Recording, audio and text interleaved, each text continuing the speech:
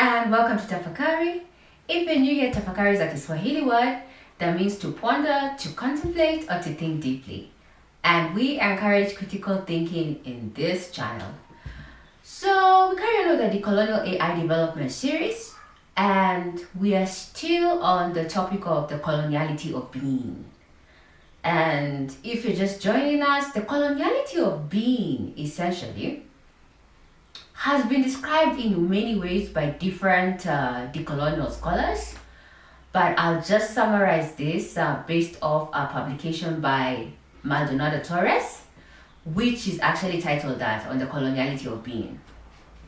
And so what Nelson says is that the European colonizer socially classified the human race into different categories. There's the European, black people, mestizo, etc. But he brings up the point that this classification did not mean a horizontal relation. That is, it wasn't that we were all equal, but rather this classification had a vertical character to it.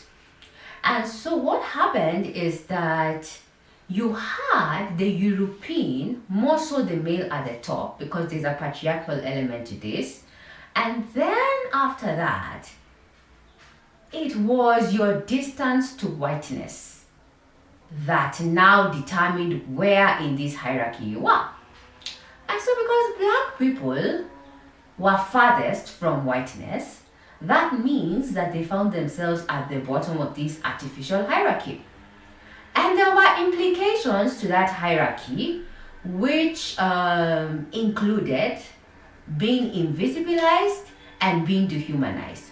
So for people of color and for black people who are the farthest from whiteness, who had it the worst, the implications were invisibilization, dehumanization, and that's how you find that over the centuries, there's been a lot of things that people of color have been subjected to, which includes slavery, colonialism, imperialism, neocolonialism.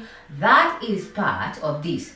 Whereas the European male especially was at the top, and what that meant is that they enjoyed privileges in knowledge production. They were the ones who went forth and conquered people's lands. They are the ones who enslaved, etc., etc.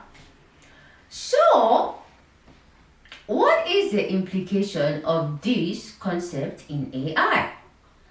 And to help us understand that, we still carry on with a discussion from the publication that we looked at last week, and that was by Mario Pansera.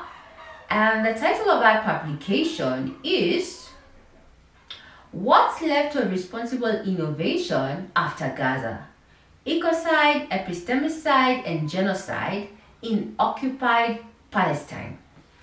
And so in this publication, Mario, first of all, brings out three tenets of colonialism.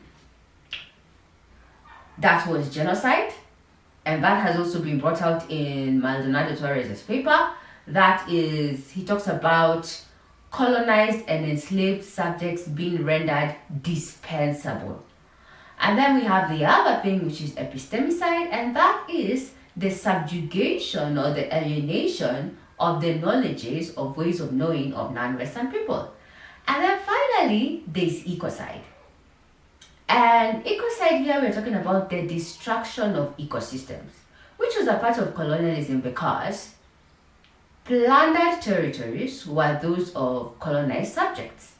And in the process of reorienting these territories to deal with the needs of Europe's modernity, there was the plundering of territories, the destruction of ecosystems for the purposes of advancing Eurocentric modernity.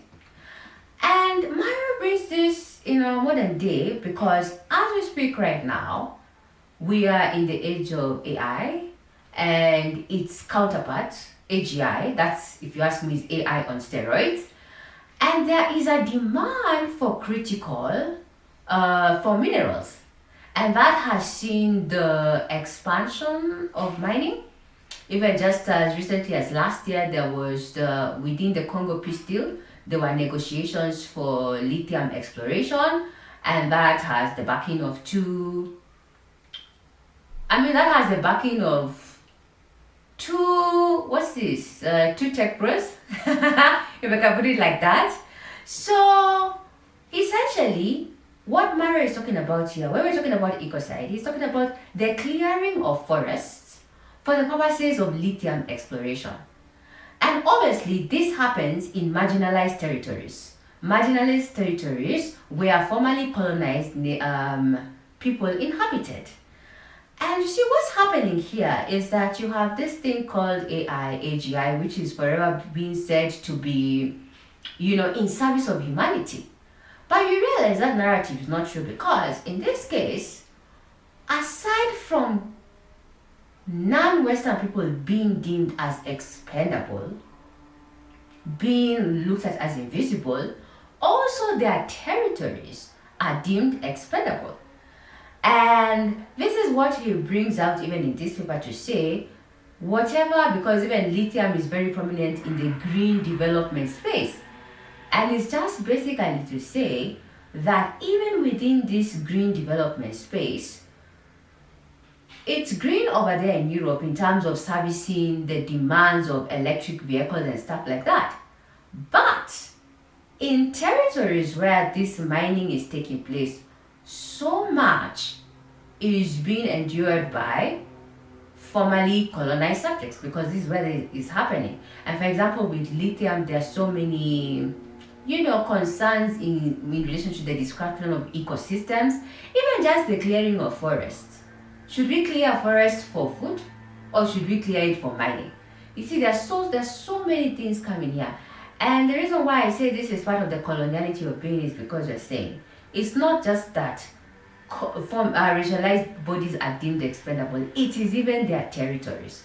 Because even like you think about the Congo, so many concerns over the centuries, because since the time of Leopold until today, people mining in very horrible conditions.